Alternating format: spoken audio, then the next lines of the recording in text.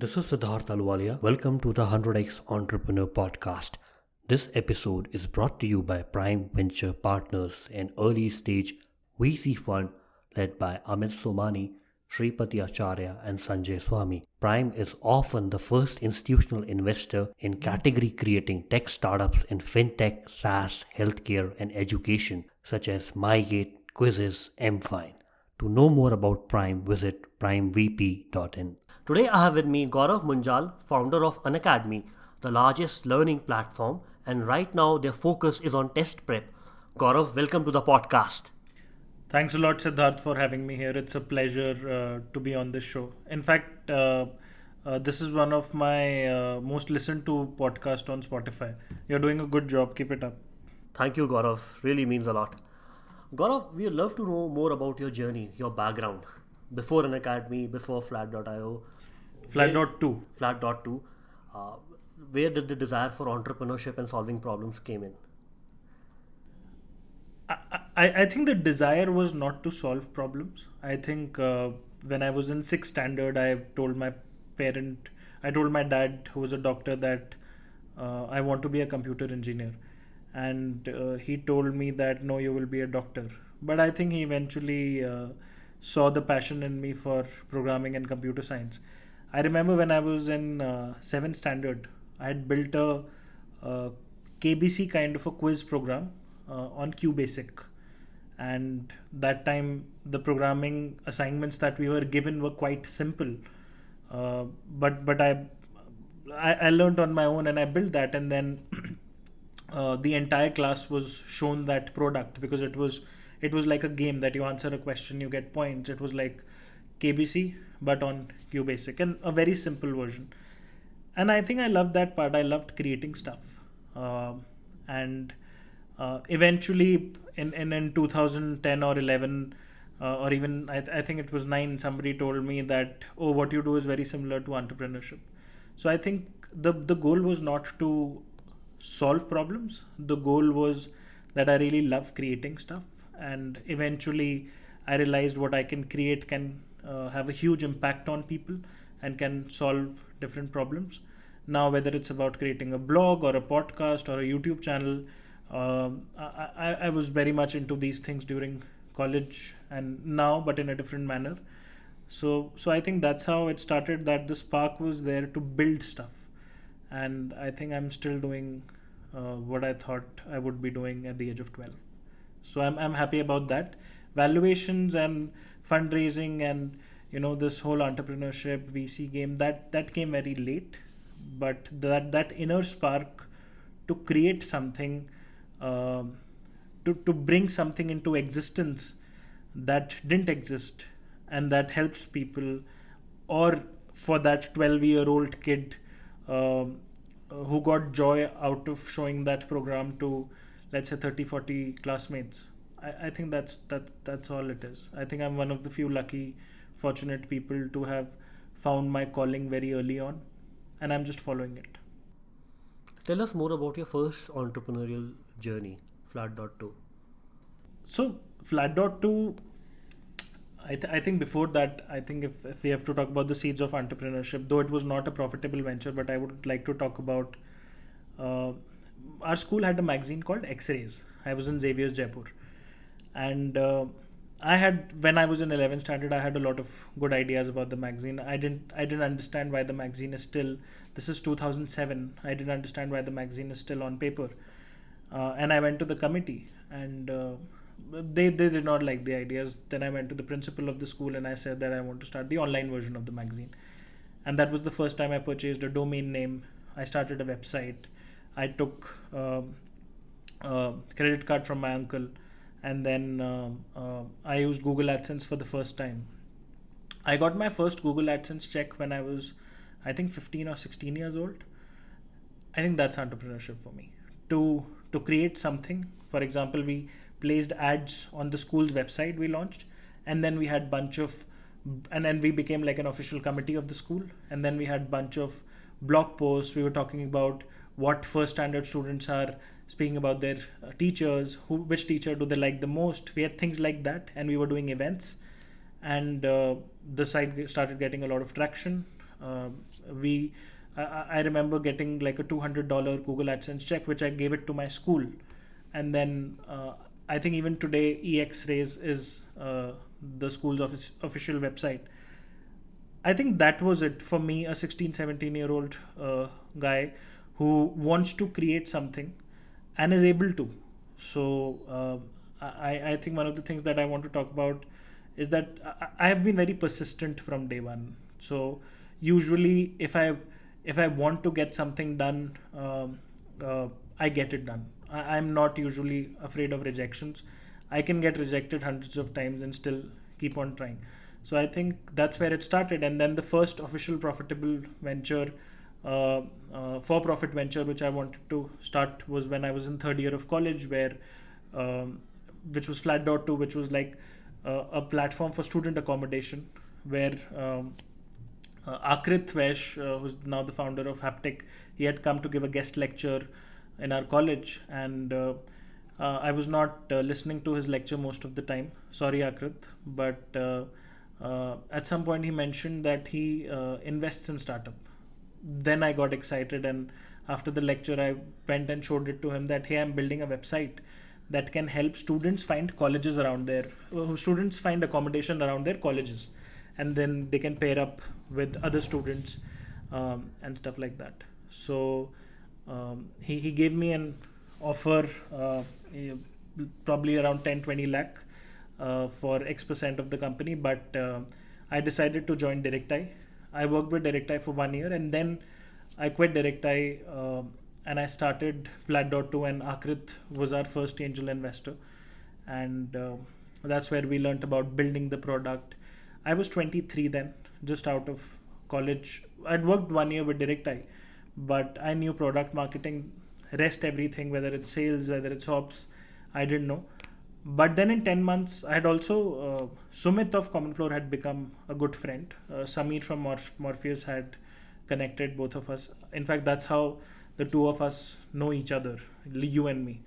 I remember I met you long back in 2015 at a Morpheus retreat in Goa. Yes, that's when, and then that time I think we were discussing about the products that you were building. But coming back to the story, so Sameer had connected me and Sumit, and we were planning to raise the next round. And I told Sumit this, and Sumit kind of gave us a good offer in which Akrit made 3x, and I was making some money. But more importantly for me, it was like, I think what Sumit was building that time, CommonFloor, and it was at that time a 300-400 member organization, and the scale was very different. They had raised venture capital. I had not raised venture capital. I had raised angel investment from Akrit, and I thought I could learn a lot from Sumit, and eventually the deal happened and I moved to Bangalore, and this was within 10 months of starting the company. And then I was with CommonFloor for 1.5 years, where not officially, but I was helping them with marketing. Then I was building Flat.to, pivoted into FlatChat, which was like Tinder but for finding roommates, and I still remember a lot of people use that product. Quicker eventually killed it when Quicker acquired CommonFloor, which I'm not happy about, but that's life. So in fact, I just tweeted some time back that if anybody wants to start something like that again, I would be happy to fund it. I still own the domain flatchat.com. I purchased it after Quicker forgot to renew it, but yeah, I think that's the journey. And Sumit and I became very close friends. We used to discuss a lot about, and I learned a lot from him about sales, about operations. He had a big team, about hiring people. And then somewhere around September 2015, I quit FlatChat, and we decided to take Unacademy full time. By this time, Unacademy was already doing 1 million video views per month, because Unacademy was a YouTube channel that I started in college, and then Roman and I were contributing videos to that YouTube channel, and we decided to make Unacademy into a platform. The idea was that if Roman and I can make videos which can impact millions of people, can we empower more such educators? And here we are 4 years later.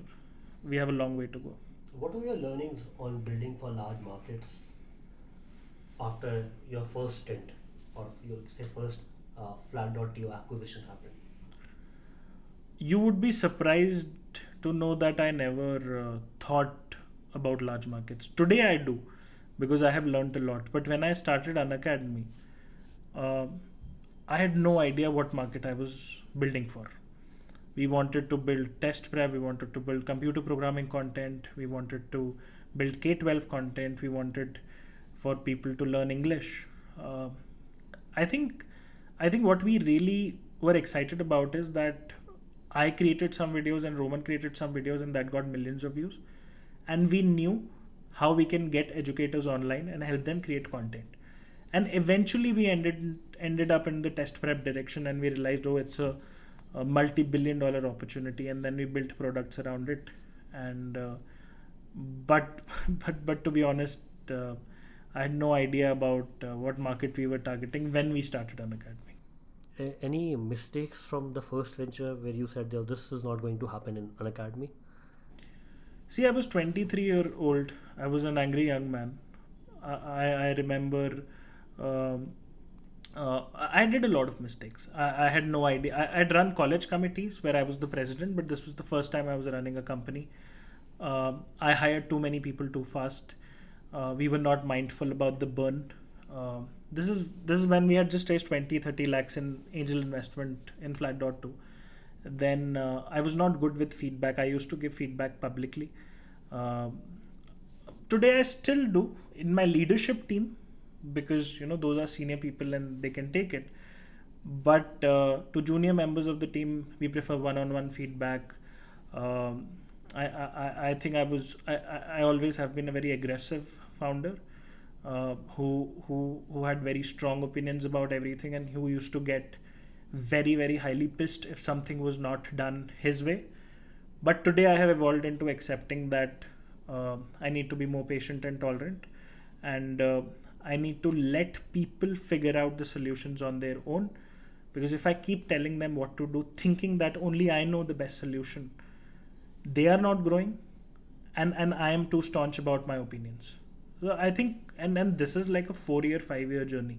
It's not like this happened in a few months. I think when you work with different kinds of people, when your organization grows, you learn these things. But yeah, I've changed a lot as an entrepreneur. It's a long way to go. I think there is one of my favorite quotes that mastery is not a destination; it's a process, and it's a journey. So one of the things that I keep doing is that I keep reading a lot. I keep watching a lot of content of the people that I like. For example, I really like Jack Dorsey, or Steve Jobs, or Elon Musk, or any other founders, and I keep listening to podcasts, watching their videos, which I think is a fundamental mistake that entrepreneurs today do. They listen to some podcast, but they don't do structured learning. Um, that's that's also the advice I keep giving to founders, that every single mistake that you're about to do, 99% of that has been documented. There is a book called Startup Playbook by Sam Altman of Y Combinator. I remember when we were a 10-member team at Unacademy, I took 10 printouts of that and I gave it to everyone. And I said, please don't work for the next 3 hours. We all have to read it, and then we'll do a meeting to discuss the points. I think from day one, and I remember even when I was working out in 2015, 2016, I was watching Y Combinator videos. Entrepreneurship is a science, and it's like if you have to become a surgeon, you spend a lot of time learning. You spend a lot of time learning the theory, and then you spend a lot of time practicing it. Why don't we do that when you want to become an entrepreneur? People don't even read a single book, and they start their company because XYZ friend said so, or XYZ investor said so. So I think this habit of learning also I developed with time. When I started Flat.to, I did not read that much, but now I do. And how much time do you say today, being a very busy CEO, do you dedicate to learning in a week? I think I think there is no concept of a CEO as a busy CEO, because for me learning is my part of the schedule. For example, 5 to 5:30 every day is dedicated for learning. I don't think learning is something that you do outside of your schedule. For example, the statement that I'm a busy CEO, how do I find time to learn? That's the fundamental problem. I mean, what if I'm running a company, and if reading books or learning from my mentors will help me run that better, that should be my number one priority. So I think, and I think I would like to thank Bhavin of Directai, who was also Directai was the first company I ever worked at, and eventually Bhavin joined us as the board of directors, and he's a friend and a personal mentor to me. And uh, I think he started recommending books to me, and every book that he recommended has had a huge impact. I mean, I remember the first time I read Traction, or the first time I read 22 Immutable Laws of Branding. It just made me see things differently. And one of the things I liked about Bhavin, in fact, it's his birthday today, and we were just discussing this in the night, that people who are able to build very solid companies are the ones who see this as a sport, and whose goal is to play the sport well. And when you want to excel at a sport, you have to spend considerable time training, which we don't do. We think that we'll go directly into the final match and we'll win, but we have to practice. We have to spend considerable time training, which means that we have to spend time learning.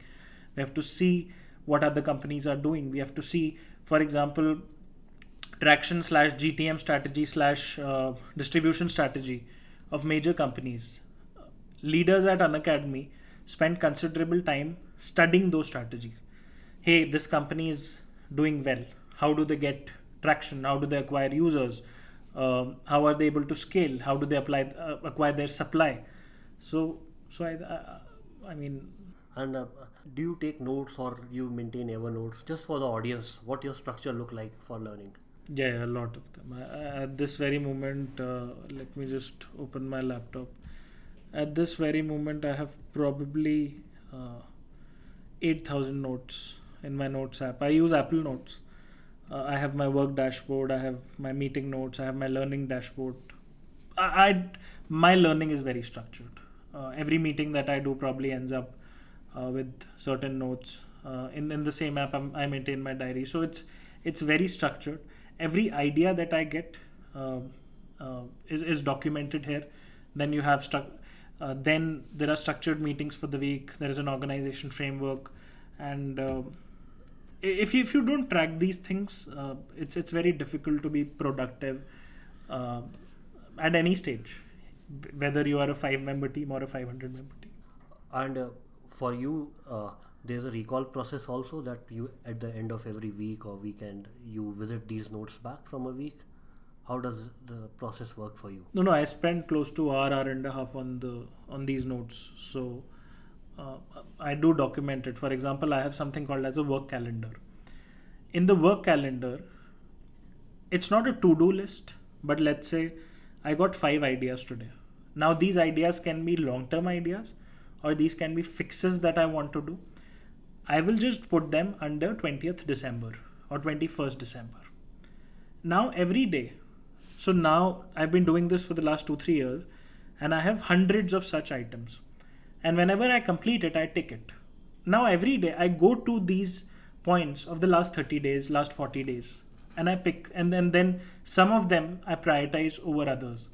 It's a very structured process, and I was in fact planning to write a blog post regarding that, which I might do. Looking forward to it. Gaurav, tell us about the journey on Academy in key milestones year-wise, if you can. See, we keep, we founders do a very interesting exercise. We keep going through, we keep writing stuff. Sometimes some small thing happens and that's like a butterfly effect. And sometimes a big thing happens and that's, instead of a milestone, we say that, oh, when we look back in retrospect, like this is one of the reasons we have reached where we have reached. And I have a list of those. So first thing is that I think when Roman quit Unacademy, and because he had built a brand on our YouTube channel, and he quit that, and he became one of the largest online educators in the country. When he quit that gave our brand a kind of a boost. Second, when we launched our educator app, nobody was building a platform.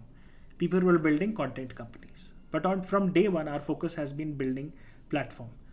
And when we launched that and we made it very, very easy for people to create educational videos through $100 smartphone, I think that was disruption. Because for platforms to succeed, you need to start with a creation tool. If you make creation easy, Instagram made creation of beautiful posts easy. When you make creation easy, TikTok has made creation of entertainment videos easy.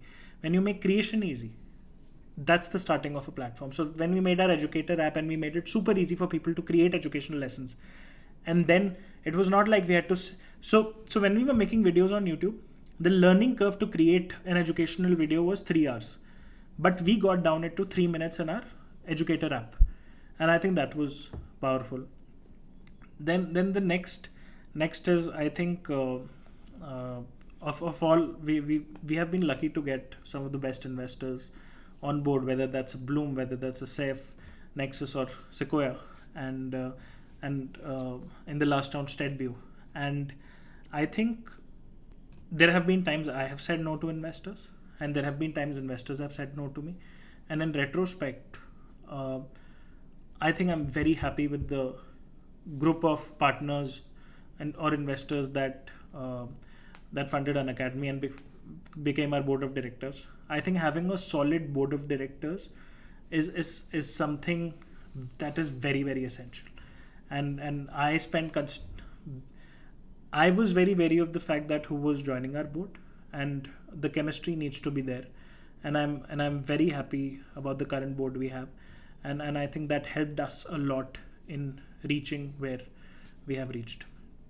Then we acquired Wi-Fi Study 1 year back, which helped us enter into the government exams market like SSC, banking, railways, which was very good for us. And I think that was also a pivotal moment for us. And apart from that, when we launched our Plus subscription earlier this year, so if the early in 2019, if this episode is going to come out in 2019, otherwise earlier last year, and then within almost 11 months now, we have 72,000 paid subscribers, and things are going well. So then we launched the Plus subscription, which was live classes. That kind of helped us a lot. And most recently, a pivotal moment was our first marketing campaign, the TV campaign and everything, with the tagline "Let's Crack It." And we decided that "Let's Crack It" is a tagline that we'll probably forever use, because it's "Let's Crack It" talks about our goal to help the learners who really want to crack these examinations. And I think we have received the Let's Crack It anthem, which was made by the Gully Boy team, has received marvelous reviews across, and things are going well. So I'm sure I'm missing some more pivotal moments. For example, in the early days of Unacademy, Sujit Kumar of Udan and Kalyan of Flipkart also invested in us. And both of them have been very, very strong mentors. Both of them have scaled their organizations, and I've learned a lot from them. Getting Bhavin on board as a board of director was a very important moment, because I've learned a lot from Bhavin. Having Shailendra from Sequoia on the board of directors. So, these 4-5 people who I personally go to if I need advice or help, and I've been lucky to have them on board as advisors. I think that has been very pivotal for Unacademy. So coming to the part of Gaurav as a storyteller, you have evolved beautifully as a founder in terms of this narrative which you have built from day one. Was this the number one pillar to bring such great advisors and investors in an academy? I don't know. I don't know why they came. I think it was not one thing. I think it was, if I had to say number one pillar, I think it was clarity.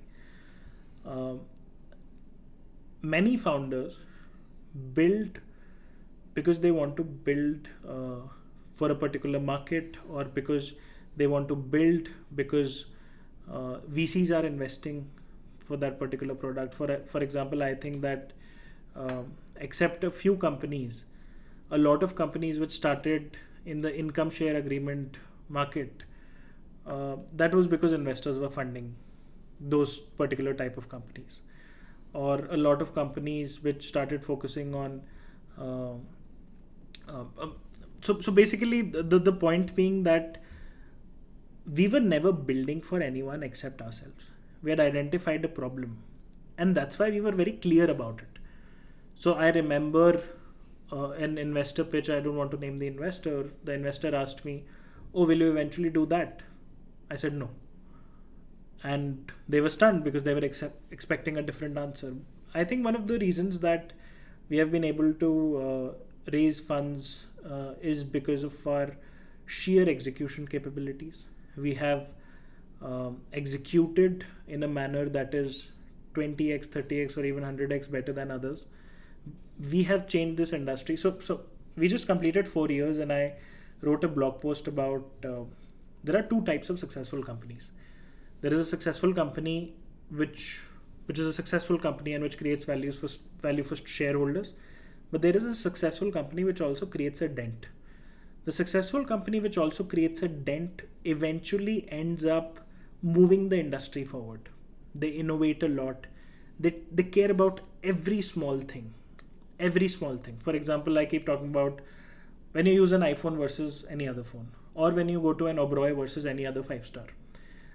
For example, Oberoi is one of my favorite brands. Why? Because if I told them about one brand of tea which I like, every time I go there, they're going to serve me that tea. Or if I call them for something twice, they will get very obsessed and they will apologize that they should have done it in the first place. That obsession for the customer, like that unparalleled obsession. And I think we have had that. So whether it's the live class model, whether it's the subscription model, whether it's having hundreds of educators at scale teaching from their homes, or it's hundreds of millions of views on YouTube, we have been the first, or it's even the educator app, or it's the way our brand campaign is structured. Our aim is not to be a successful company alone. Our aim is to be a successful company and create a dent. And I think investors see that.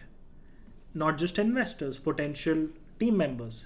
If I'm hiring great leaders for my team, they understand the difference between a successful company and a successful company which will also create a dent.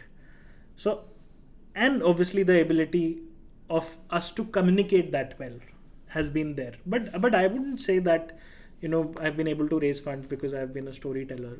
I think most founders are good storytellers. We have been able to reach where we have reached because of our execution capabilities, because we have focused on branding from day one, because we have innovated, and our focus has been to redefine the industry, not to just copy a working business model and build a better mousetrap. Our goal always has been that how can we do this differently? How can we change the game? And yeah, that's about it. So what is Unacademy replacing in the physical world? As of now, Unacademy it's not technically replacing. I'll tell you the concept. I'll tell you the Plus subscription and why it works. And by the way, I forgot to mention that one of my most helpful mentors has also been Kunal Shah of Credit. I think he's one of the most candid mentors, and he has always given brutal and candid feedback, which has helped me improve as an entrepreneur. So I think it's also an advice to other entrepreneurs that please have mentors. Please have mentors who tell you the reality when nobody else can, because very few people will be honest and brutal. And if they are, don't take it personally. Don't get offended by their brutal feedback. There is nobody else who's going to. There are very few people who are going to give you the brutal feedback. Yeah, what was the question? So what has Unacademy replaced in the physical world? See, the goal is to not replace anything in the physical world. For example, 80% of the country doesn't have access to great coaching centers for these examinations. So technically, if our product reaches their smartphones, we are not replacing the coaching centers. They are getting access to the best teachers of, let's say they're preparing for JEE. We have the best teachers of quota teaching live on Unacademy Plus. And there is no bias that, hey, only the best performers can join the batch of best teachers. You can access the best content. So the goal is not to replace anything. Every startup doesn't start with replacing things from the physical world. The goal is to democratize education in a way where education should not be a privilege for the people who can afford it. For example, if I have to go to a coaching center in Kota or Jaipur or Delhi, that's around $2,000 just as the fees. And then living expenditure and everything is probably $4,000 per annum. Whereas our product for the similar exam is probably $400 for 1 year. It's 1/10. Now, and we are reaching places where those centers are not reaching. For example, offline centers are not present in most cities, and 70-80% of our learners are from tier 2, tier 3 cities. So I have nothing against physical centers. I think they are doing a great job and they will continue to do a great job. But we will give access to people, one, who don't have access, and two, who have a biased access. For example, if you go to a physical center today in Kota or Jaipur, if your rank is higher in their entrance exam, then you get access to the best teachers. Why is that? I mean, through technology. If this podcast can be heard by every entrepreneur, irrespective of their location, then if a teacher is teaching something great, that should be accessible by every learner, irrespective of their location and 10 standard marks. Why differentiate a student because the student has cleared NTSC or KVPY or gotten more marks in 10 standard? So I think that is one of the challenges that I faced as an entrepreneur, where a coaching center in 11 standard didn't give me the right batch because I didn't get good marks in their entrance exam. So what they're eventually doing is selection bias, where they say that, hey, we'll pick the best students and we'll give the best resources to them. And then we'll show that, hey, out of the top 100 rankers, XYZ are ours.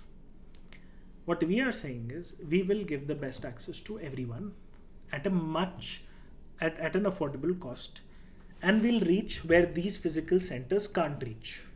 That's our goal. I think physical centers will continue to exist. I think people who love our teachers, our product, will continue to use our product. The goal is to not replace anything. The goal is to really build something that helps people crack their examinations. Our entire team is obsessed about giving learners and educators the best experience. That's about it. What has been the process that from day one you have been able to get the best educators which you differentiate yourselves in on the Unacademy platform? So see, the founders of Unacademy have been content creators themselves. For example, when I was in college, I used to run a bunch of Facebook pages. Roman and I both are in the top 20 most followed Quora writers in the world. Now, when you understand what creators want, then you are able to build an organization from a product, relationship management, content level that others are not able to. Because we have done it ourselves, that gives us an edge. But it doesn't mean others can't learn it. It's just that we have been obsessed about it. For example, we have an educator delight team. And I'm publicly saying it, that makes us different, because overall I want the industry to benefit from it. Now, that educator delight team is obsessed about giving memorable moments to the educators.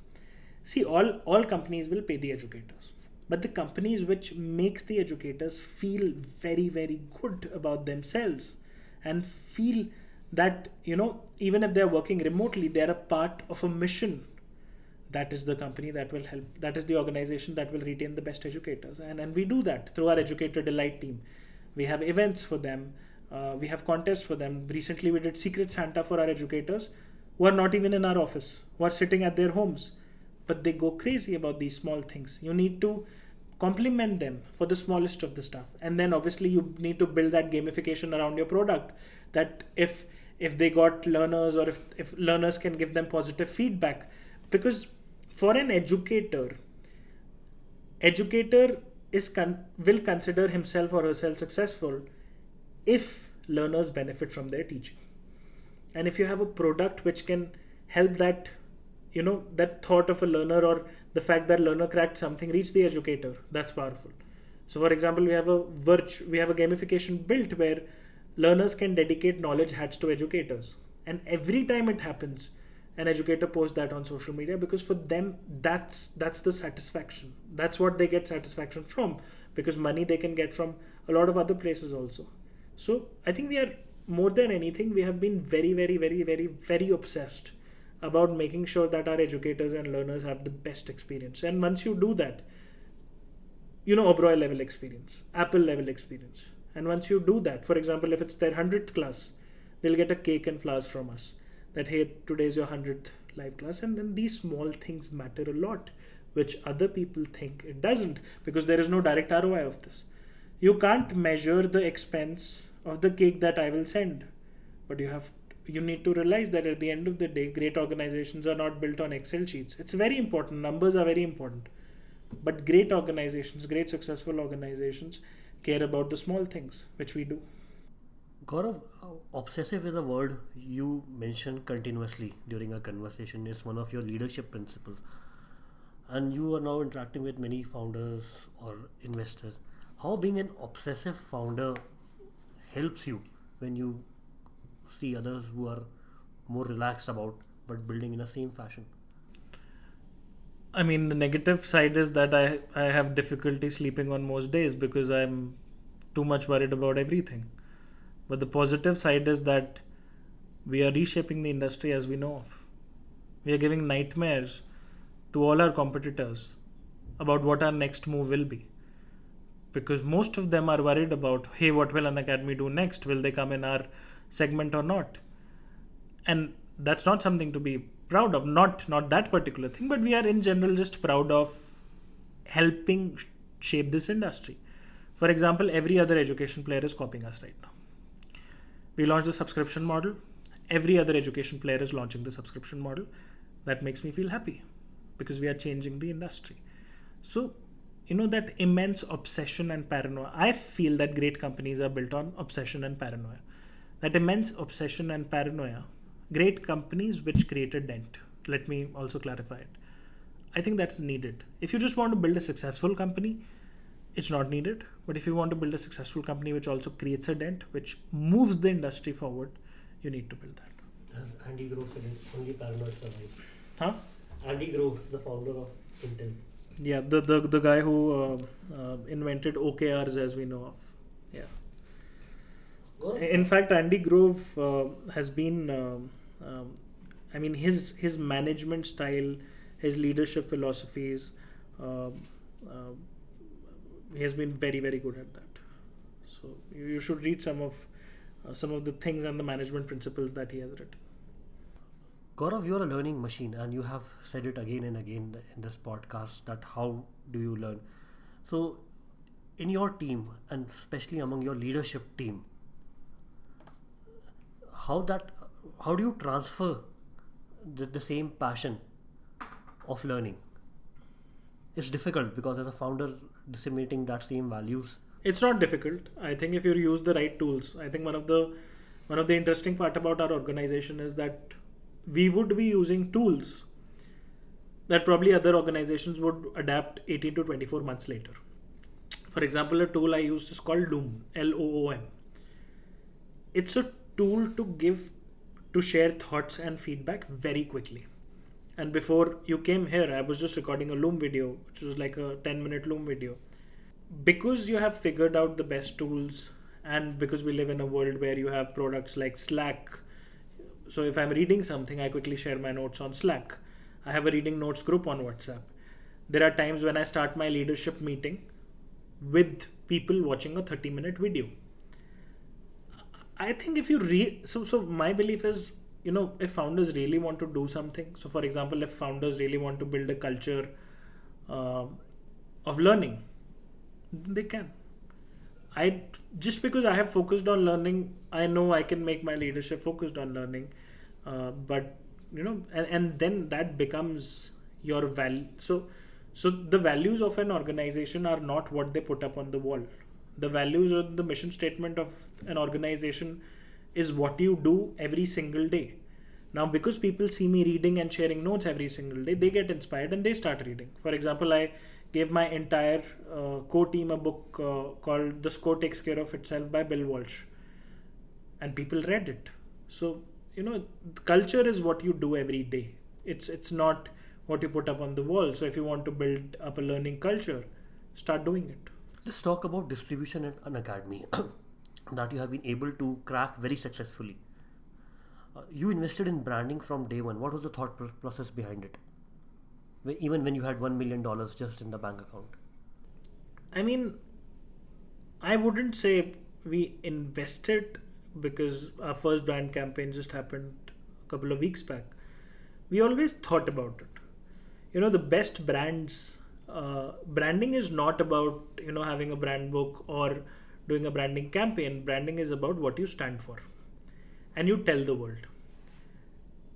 Apple stands for beautiful products that help you create stuff.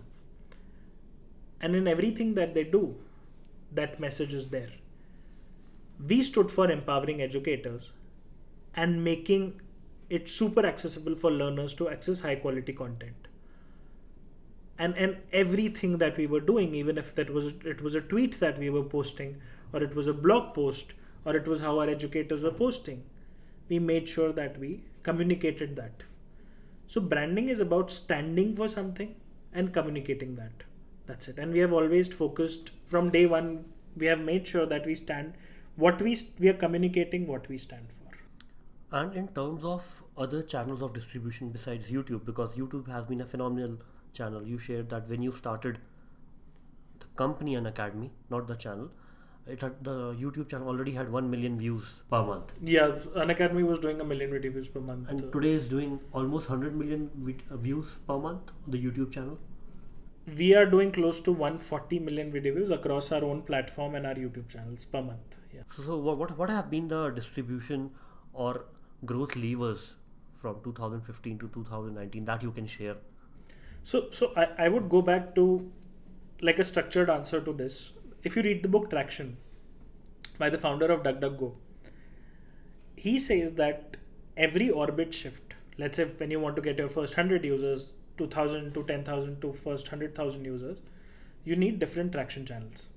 What strategy worked for you to get first 100 users will not work to get the next 1,000 or the next 10,000 users. I think Quora has worked very well for us. During the initial stages of the organization, Roman and I were writing a lot on Quora about our mission, about what we were doing. And I think that helped us acquire great educators and build a brand around it.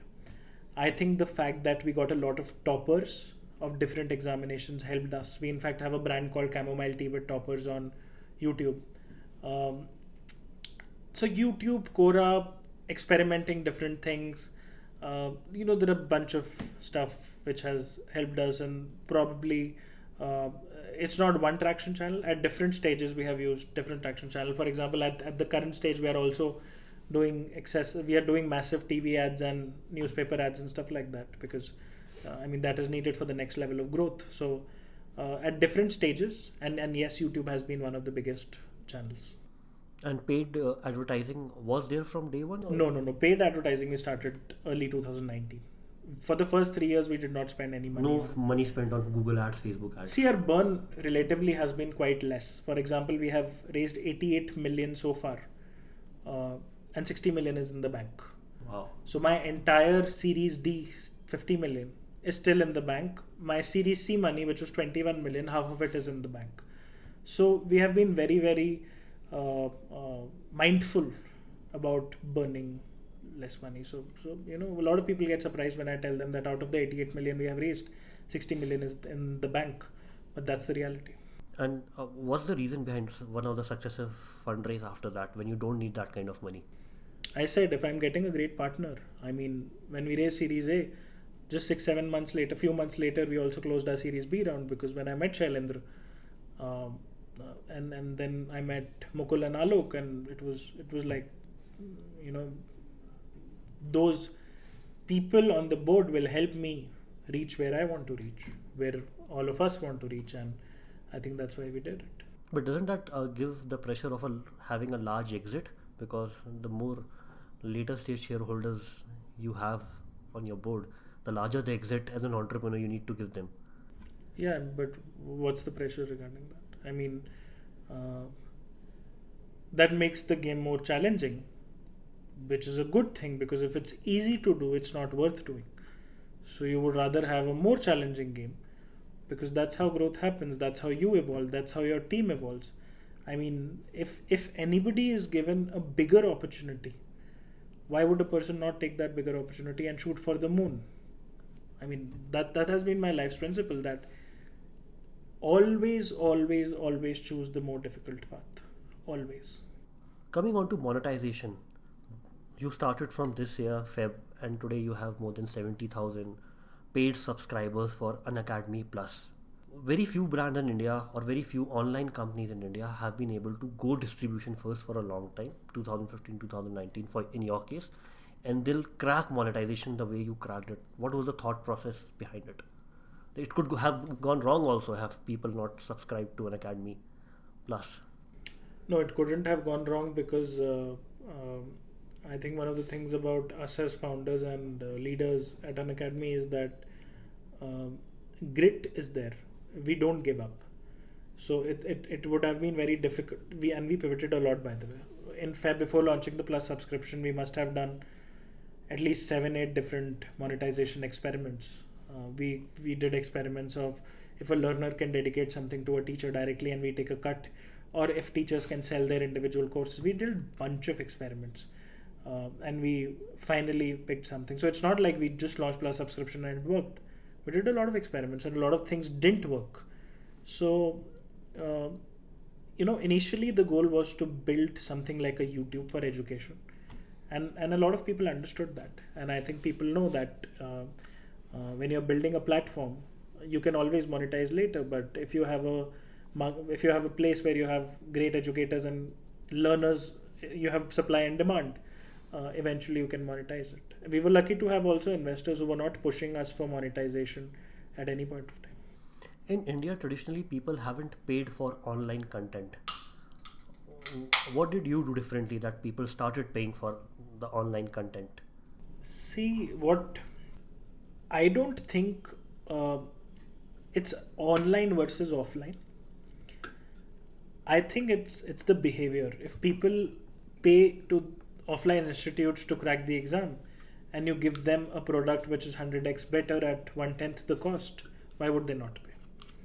So I don't know. It's not about content, because the final thing, it was not like we were giving entertainment content or stuff like that. There were actual teachers teaching live, and 80% of the country didn't have access to it. So I think that was not a problem. And can you share what's your vision for Unacademy?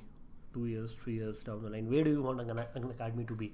Is it an IPO that you are aiming at, or is it terms of? See, it keeps on changing. If 3 years ago you had asked me if the metric is valuation and you want me to define in that metric, though it's not. The goal has been to build the largest educational platform of the world, and test prep is how we start with. Eventually, we want to go into everything, like starting with maybe K-12. But if valuation is you're asking, whether 3 years ago you would have asked me, I would have told you that I want Unacademy to be a unicorn. But I think Unacademy will be a unicorn in 12 months. I think we will get there very fast. But I think Unacademy can be a $10 billion company. I think we can be a decacorn. I think we can be a very, very large organization. I think we have fundamentals in place and the market is big enough. So, I mean, if we are not able to be a very, very large company, that means we fucked up something. It's not like it means we did something wrong, because we have been lucky to get the right investors. We have been lucky to have such a big market opportunity. We have been lucky to build a great product. That now we need to focus and keep executing. So Gaurav, you do a lot of introspection. Today we are sitting on a Saturday in Oberoi, where this is your introspection day. What do you think as a founder your strengths and weaknesses are as of today? I mean, I think my strength is that I'm more obsessed than most people I know. And I think my weakness is that I'm more obsessed than most people I know, because sometimes you are not able to cut off. So this level of obsession helps you be good at some things, but there are places where you need to let go, and sometimes that's difficult for me. But I think I'm working on this and I'll get there. So for example, maybe I can be obsessed on one thing, but I get obsessed about a lot of things, which is something that I need to probably work on. But yeah, and then I need to focus on my health, because I think in the last 2-3 years I have gained close to 10-11 kgs, which I need to reduce. So I think if I had to fix one thing, then that these two things would be that: learning to knowing the difference on where to be obsessed and where to let go. And though I would want to build a brand, if I'm not obsessed about something, then I want my team to be obsessed about something. It's not like I'll let go and that particular thing will be bad. It's just that I need to build a layer of people in Unacademy who carry forward that obsession. And second is my health, which recently, since the past few months, I've started focusing very much on. And yeah. Now coming on the side of Gaurav as an angel investor, why do you angel invest? I don't. The only angel investments I have done are Unacademy team members who have gone and started their own companies, or friends, or if a friend is saying that they're investing in this company. I don't actively angel invest. I invested in Nishant, who was building Bolo and who's now building Newton School. He's ex Unacademy. I invested in Sumit, who is now building Open Talk. He was my mentor he's my mentor, and he was the CEO of CommonFloor when they acquired us. I've known him for a very long time. I invested there. So I invested in Shashank Murli because for company Tap Chief, because I've known him for a very long time. I don't do angel investments unless, like, it's not like I won't do if I see something, but usually I have done in places where I knew the founder, or I don't actively go out looking for deals. It's just to show your confidence. Yeah, I mean, if I like a product and if I like the founder, yeah, sure. You have become, a true example of a 100x entrepreneur. That's why I started this podcast. Not yet. Because if I start believing I'm a 100x entrepreneur yet, then I would stop learning. I'm not a 100x entrepreneur yet. There is a long way to go. Wow. You exemplify a very deep drive as an entrepreneur, which still you are very hungry as of this day. Yeah, I mean, it's not the destination. It's not like tomorrow, if I have $100 million in my bank account, that's my end goal. I am still that 12-year-old guy who wanted to build a computer program that other people could use. So because there is no destination, this is a sport that I play, and I'm going to play till I'm alive. So because there is no destination, that means there is nothing to be satisfied about. You have to always keep on learning and keep building stuff which create an impact. Change, try to change. So I like Bhavin's quote, which like Bhavin has this quote which I believe in completely, is that we all have a moral obligation to deliver according to our potential. And I think I need to keep creating stuff till the time I can create stuff. So yeah, and that's a moral obligation. So whether I'm a 100x entrepreneur or I feel happy about it, I can't, because I don't have a destination. This is a sport I'll keep on playing, and I'll keep on getting better at it, and I'll keep on taking feedback, and I'll keep on learning, and I'll keep on building with the help of my team and my founders. I'll keep on building great stuff. Who are the 3 investors or 3 entrepreneurs you would like to listen to 100x Entrepreneur, which you haven't? Have you got Dipinder from Zomato? No. I think I think I like how he thinks. I read his blog posts and I really love them, and he knows that I like his blogs. So I think he would be a good entrepreneur to get on your podcast. And then probably Bhavin from Flock and Zeta now, and Kunal has come from Cret, and then probably Kunal from Cret. These 3 people. Thank you so much, Gaurav, for being on the podcast. Thanks a lot for having me here. It's amazing to get into the mind of Gaurav Munjal and understand. These podcasts sometimes help you introspect in areas that you had forgotten about. So thanks a lot for having me here. I think it was also a conversation with my own self about what are the things that I need to work on, and and also to remember the things which have helped us get here. And yeah, thanks a lot for having me here. On a final note, would you like to share some books for the listeners who want to grow as an entrepreneur like you, or resources? So I have a blog, blog.gauravmunjal.com, where I have a list of books which, like, pick up any book that is mentioned there, and uh, I kind of keep. It's a very low key blog. I kind of keep posting about the stuff I'm reading and learning as well. Thank you, Gaurav. Thanks a lot.